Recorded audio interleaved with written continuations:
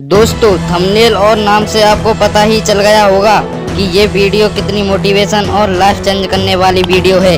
दोस्तों एक छोटे से गांव में एक किसान रहता था। वह बहुत गरीब था। उसके पास उतना ही खेत था जिनसे उतना ही पैसा हाथ आते थे। उनसे उनका घर नहीं चल पाता था, पर वह बहुत मेहनत करता था। कभी कभी तो सब्जी का ठेला भी निकाल देते थे और कोशिश करते थे अपने घर के लिए, अपने फैमिली के लिए 2 टाइम का खाना जुटा सके। इतना गरीब के साथ जी रहे किसान के घर में अकेला अलावा उसकी बीवी और बूढ़ी माँ और बच्चे भी एक रूम वाले घर में रहते थे। यह फैमिली गरीबी से लड़ रहा था। कुछ सालों बाद जब उसका सबसे बड़ा बेटा अमित जब 5वीं कक्षा में आया तो उसकी माँ ने उससे कहा, देख बेटा, तेरी पढ़ाई की एक ऐसा रास्ता है जो हमें इस गरीबी से निकाल सकता है। प्लीज़ तुम अपनी पढ़ाई को बहुत सीरियसली लेना। हमारे पास और कोई ऑप्शन नहीं है इस गरीबी से निकालने के लिए। उस टाइम पर अमित समझ रहा था अपनी माँ दुख को, और वो लाइन हर बार हर समय उसकी कानों में गूंजती थी। उसने ठान लिया था कि कुछ भी हो जाए और कुछ बनकर दिखाएगा, अपनी फैमिली को इस गरीबी से निकालेगा। जब जैसे जैसे बड़ा होता रहा, उसके गांव में हाई स्कूल ना होने के कारण अमित को बाहर जाना पड़ता था। गरीब में और थोड़ा खर्च बढ़ने के कारण उसके घर की हालत बिगड़ती जा रही थी।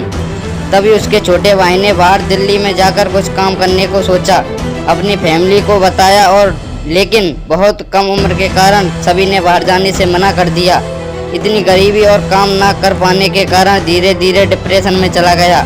उसका इलाज भी चालू हो गया, पर वह इस मुसीबत से बाहर नहीं आ सका और कुछ टाइम बाद उसने इस गरीबी से छुटकारा पाने के लिए सुसाइड कर लिया। दोस्तों यह सच्ची कहानी है। वह कोई बनाया बात नहीं कर रहा हूँ। अमित को अब देखा नहीं जा रहा था। ये सब गरीबी के कारण हो रहा था।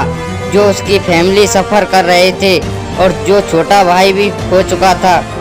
आप सोच सकते हो उसका कितना हाल हो रहा होगा, कितना दुखी होगा।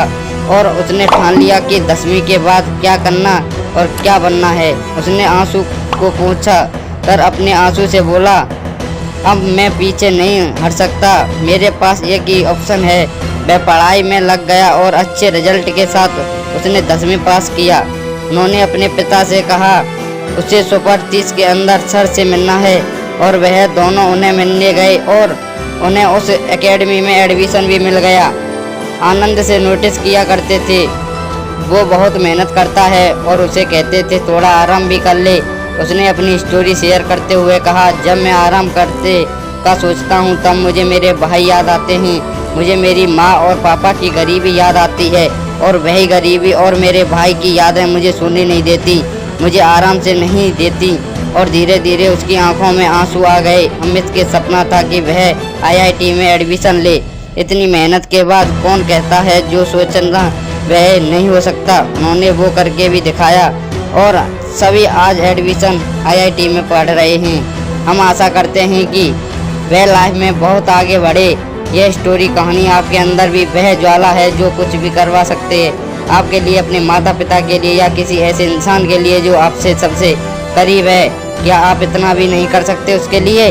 अगर कर सकते हो तो इंतज़ार किस बात का।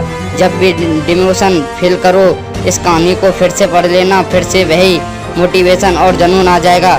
वक्त नूर को बेनूर बना देता है, वक्त फकीर को हुजूर बना देता है। वक्त की कद्र कर दे बंदे, वक्त कोयले को नूर बना देता है। अगर दोस्तों आपको अगर मेरी वीडियो पसंद आई तो लाइक करें और मिलते हैं अगली मोटिवेशन वीडियो के साथ।